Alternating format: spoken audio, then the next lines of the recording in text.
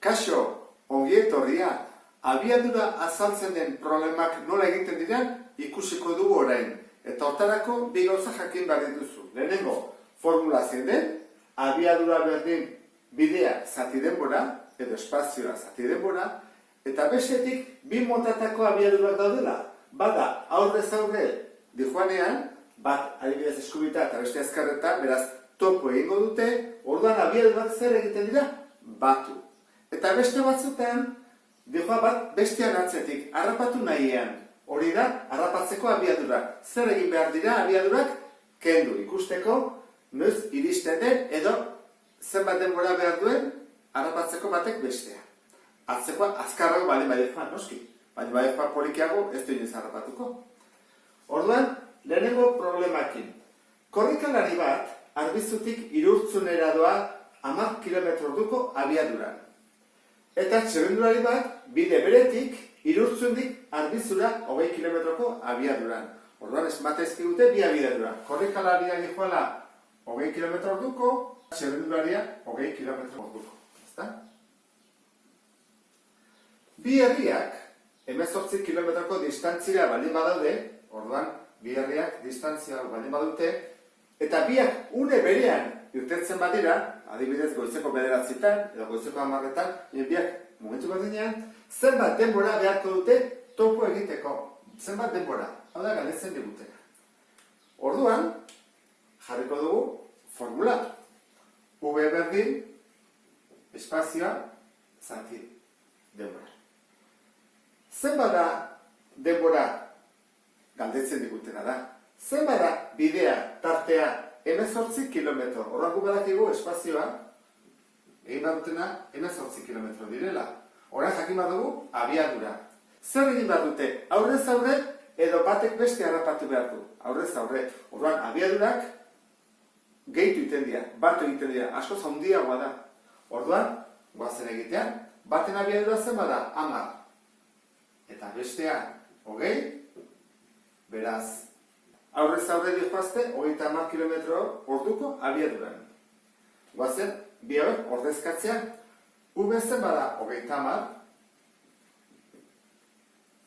espazioa zenbat da 18, eta denbora da galdetzen digutena. Egina dago proportzioa. Orduan hau egiten da, zatitzen dagona bidertzen pasa, eta bidertzen dagona zatitzen. Zuzenean egin daiteke, aldatu daiteke eta kitxo. Orduan, zatiketa bat egin bat dugu. 18, zati 30. Zerona, jartzuten 0 bat, zenbana da, 6 ez da? 6 dio 0, 0, 6 dio riru, 18. 0,6. Bueno, 0,6 ordu, hau, pasabar dugu minututara. Gogoratzen 0 pasatzen denez, ordutik minututara egiten da, bider 60. Horra hartzen dut hau, 0,6 bider 60, 0, 6eko 36, eta koma mugitzen da bat, beraz, dira 36 minutu. Eta duzango izake, behar duten denbora, bat besteakin elkartzeko. Ikasle talde bat Parisera daraman autobusa, goizeko 9:00 irten da. Eta 80 km orduko doa. 5 eguneko txangoa egitera doaz. Noski normala da, Parisera joaten bat dira, beharko dituzte egun batzuk ezta, bestela, haze bideia. Ikasle bat ordu erdi beranduago iritsi da irterara, eta autobusa ez dagoela ikusi du. Beraz, iritsiko zen 9:00 aldea ezta.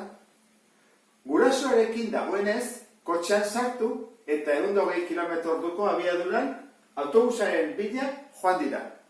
Orduan, harrapatu behar dute. Zenbat denbora beharko du automobilak autobusa harrapatzeko? Azpimarratuko dugu guretzako problema hau erantzuteko importantea dena. Lehenengo, goizeko 9:00 irten da. Importantea da? Ez digut esaten ze ordutan harrapatzen du, baizik zenbat denbora behar duen. Orduan, hori ez dugu azpimarratuko. Bigarrena, 80 km orduko dela autobusa? Bai. Hori azpimarratuko dut. 5 eguneko txango egitea doaz? Ez. Izan daiteke 6 egun, 7 egun berdin du harrapatzeko, berdin du zenbat egun pasatuko dituzten gero. Ikaslea ordu erdi behan dago iritsi dela, hori bai. Hori azpimarratu behar dugu. Importantea delako, ordu erdi bateko atzerapena duela.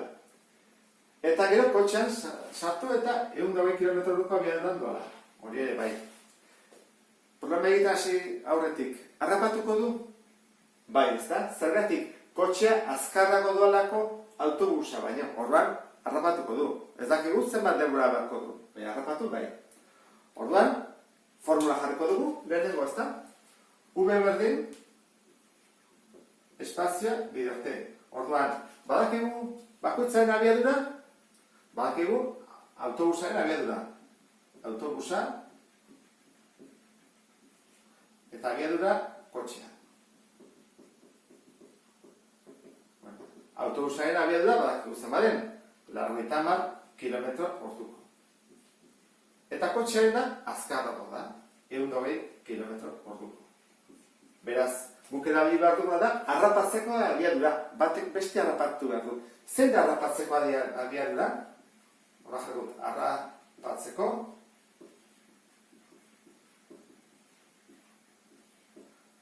V 120 ke 80. Beraz, 80 km/h. Ordu bakoitzean, 30 km bakarrik kentzen ditu, gutxi ez da? Denbora desente batko du. Guazen egitea orduana, formula abiadura berdin, espazioa edo bidea, zati denbora. Badakigu abiadura, harrapatzeko, bai, bidea ez dakigu. Orduan, bidea jakin behar dugu. Zenbat ateatzen dion, hola jarriko dut, hemen bale badago kotxean, autobusa hemen dago. Eta Paris, hortik ez da? Urrutia. Zer badago, hemenikonean, zer distantzia. Hortarako zer egingo dugu, erabiliko dugu formula berriro.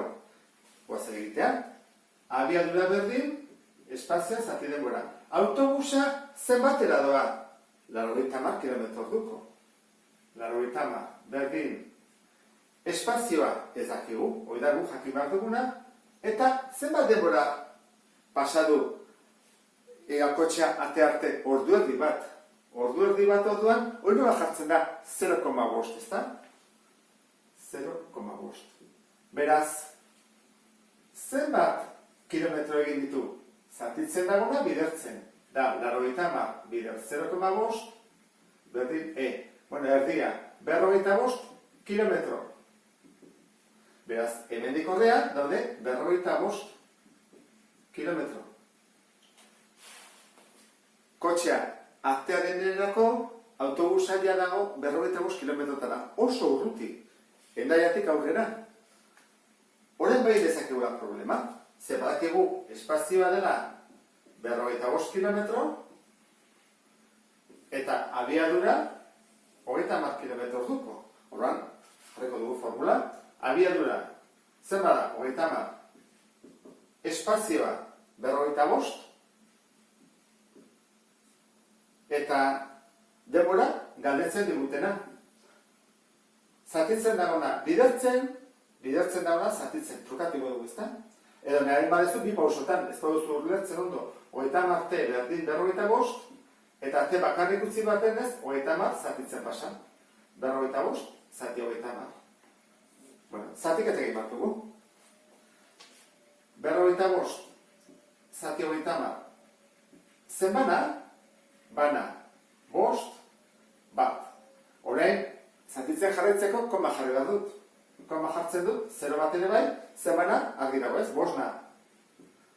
0, 0. Beraz, 1,5. Zein da soluzio orduan? 1,5 ordu. Edo ordu terdi. Ordu terdi desente da, ezta? Ze aitaren edo amarentzako joan bako da ordu terdi kotxez eta gero itzuli beste ordu terdi. 3 orduko bidaia, ikasleak, behen semeak edo alabak, autobusak aldu duelako. Bueno, ulertu duzulakoan, badakizue, bi formula hauek erabili behar dituzue, abiadura dagoenean. Beste bat arte, agur.